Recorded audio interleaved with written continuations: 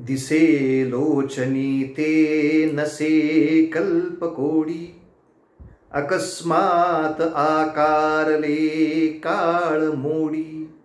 पुढे सर्व जाईल काही न राहे, मना संत आनंत शोधून पाहे. जय जय रघुवीर समर्थ, पुंडलिक वरदा हरि विठ्ठल श्री ज्ञानदेव तुकाराम, पंढरीनाथ महाराज की जय.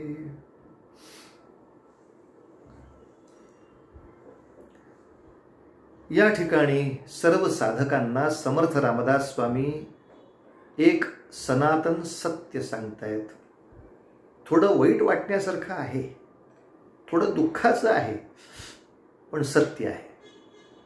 आणि ते सत्य असं सांगतायत, जे आपल्या डोळ्यांना दिसतंय अशी कोणतीही चांगली गोष्ट कधीच कायम टिकणारी नाही.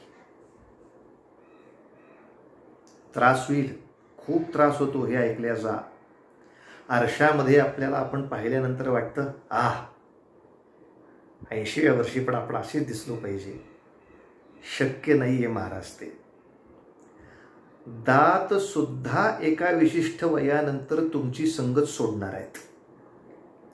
डोळे एका विशिष्ट वयानंतर तुमची संगती सोडणार आहेत. अंगातलं चैतन्य उत्साह एका विशिष्ट वयानंतर आपली संगती सोडणार आहे. आपल्याला खूप वेळा म्हणजे पर्यटनाला गेलं तरी सुद्धा असं वाटतं बरं का, ऑस्ट्रेलियाला जाऊन आलो, काय निसर्ग आहे, काय थंडी आहे, काय वातावरण आहे, वा, आपलं एक घर पाहिजे ऑस्ट्रेलियामध्ये पाहिजे. पण तिथं राहणाऱ्याला विचारावं, जेवढी थंडी असते त्याच ताकदीचा उन्हाळा असतो. आता ते तिथे जाऊन बिचारे काही पर्याय नाही म्हणून सरावलेले असतात म्हणून ठीक, पण त्या उन्हाळ्यामध्ये ऊन सहन करणं सोडा, त्याच्याकडे बघणं आपल्याला शक्य नाही. कित्येक देशामध्ये गेल्यानंतर तिथली सुबत्ता आपल्याला मोह घालते.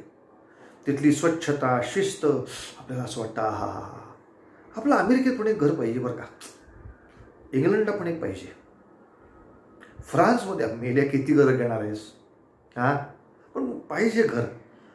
पण आपण नीटपणे पहा, अनेक ठिकाणी अनेक देशांमध्ये अनेक मोठमोठ्या श्रीमंती वसाहतीत सुद्धा आपल्याला सुबत्ता दिसते, पण तिथे संस्कार दिसत नाही, सुरक्षा दिसत नाही. आज अनेक देशांमध्ये शस्त्रांना योग्य ते निर्बंधच नाहीत. आज भारतासारख्या ठिकाणी काही संस्काराच्या ठिकाणी समजा मुलाचं बापाचं भांडण झालं, तो कुरकुरेल, एखाद्या वेळेला बापाला ढकलून देईल, एखाद्या वेळेला घरातनं निघून जाईल, पण पिस्तूल घेऊन बापाला गोळी घालून मारून टाकेल. आणि या भीतीनं बापही पिस्तूल बाळगून राहील. याच्यात काय सुबत्ता, याच्यामध्ये काय मोठेपण घ्यायचं? मूळ प्रश्न त्याच्यामध्ये असा आहे, जे जे तुझ्या डोळ्याला दिसतंय, काय सुबत्ता आहे. लक्षात घे बाळा, कुठलीही भूमी त्याच्या त्याच्या ऋतुमानाप्रमाणे तिचं रंगरूप बदलतच जाणार आहे. कोणताही एक ऋतू कायम राहणारच नाही, हा निसर्गाचा नियमच आहे. तोही सारखा बदलत जाणार आहे. फुलांचे रंग बदलत जाणार आहेत. तुझ्या वयाप्रमाणे तुझ्या अवस्था बदलत जाणार आहेत. थोडं वाईट नको वाटून घेऊस माणसा, लक्षात ठेव, तुझ्या परिस्थितीप्रमाणे तुझे सन्मानही बदलणार आहेत. तुला आज जे सन्मान दिसत आहेत, आज जे मान दिसत आहेत, किंवा उलटही आहे, आज जे तुला अपमान दिसत आहेत तेही बदलणार आहेत, तेही बदलणार आहेत. मात्र त्या सन्मानाकडे वाटचाल केली पाहिजेस. पण तरी सुद्धा अपमानाकडून सन्मानाकडे वाटचाल केली, आता सन्मान मिळाला म्हणजे परत 5 वर्षांनी तेच राहील.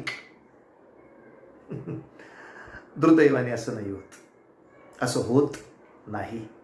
तेव्हा पुढे सर्व जाईल काही न राहे. समर्थांनी फार भयानक सत्य आपल्या समोर म्हणले की माणसाच्या शरीराची समजा क्षमता 100 वर्ष धरली, त्याच्यानंतर झाडांची क्षमता 500-700 वर्ष सुद्धा काही काही झाडं जगू शकतात बुवा, अशी काही आहे, ठीक आहे, ते काही 500 वर्ष जगू शकतील.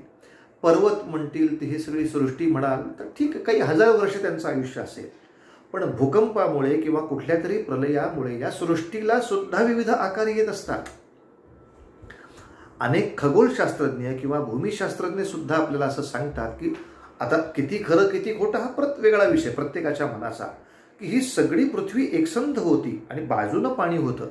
नंतर मध्ये काही काही असे प्रचंड ज्वालामुखी भूकंप झाले, ज्यायोगे त्याचे 2 भाग झाले, त्याचे 2 खंड झाले. मग आणखीन भूकंप झाले, त्याचे आता 4 खंड झाले, आता आणखीन भूकंप 7 खंड झाले. अशा तऱ्हेनं याच्यातही सारखा बदलच आहे ना. समुद्र आज असा होता, उद्या तसा नाही आहे. तेव्हा कशाची खात्री घेऊन जगतोस? कशाची खात्री घेऊन जगतोस? जे जे दिसतंय हे सगळंच्या सगळं नंतर नाहीसं होणार आहे. कशाची खात्री घेऊन जगशील? तर खात्री असलेली गोष्ट फक्त एकच आहे, जी आयुष्यात कधी बदलणार नाही, कमी होणार नाही, नष्ट होणार नाही. तो म्हणजे संतांच्याकडून आपल्याला मिळणारा आनंद.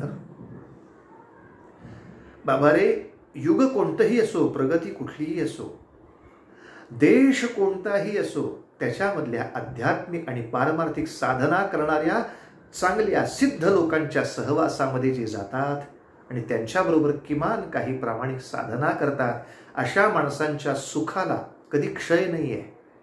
मला आज योग साधना करताना हा आनंद प्राप्त व्हायला लागला आणि आता नंतर हळूहळू 20 वर्षांनी आनंद शक्य नाही हो. तुम्हाला समजा अगदी वीरासन घालून किंवा वज्रासन घालून ते आसन नाही साधलं, मान्य आहे. तुम्ही साधं सुखासनामध्ये मांडी घालून जरी ते आसन करायला लागला, तो प्राणायाम करायला लागला, तो आनंद तसाच राहणार, तो आनंद तसाच राहणार. मग जगामध्ये माझ्या अनेक जन्मामध्ये जो मला कधीच कमी न होणारा आनंद आहे, त्याच्याकडे का मी जात नाही? त्या संतांकडून मला मिळणारी कृपा जी आहे त्याच्याकडे मी का जात नाही?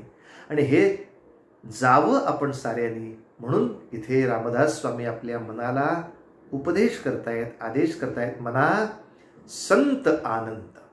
अनंत काय असेल जगामध्ये तर त्या संतांची कृपा आणि त्यांचा आपल्यावरती कृपाशीर्वाद हा अनंत सुख देणारा आहे. याच्यामध्ये कधी क्षय नाही आणि ते कधी आपल्याला सोडून जाणारी गोष्ट नाही आणि प्रतिदिन वृद्धिंगत होणारी ती गोष्ट आहे.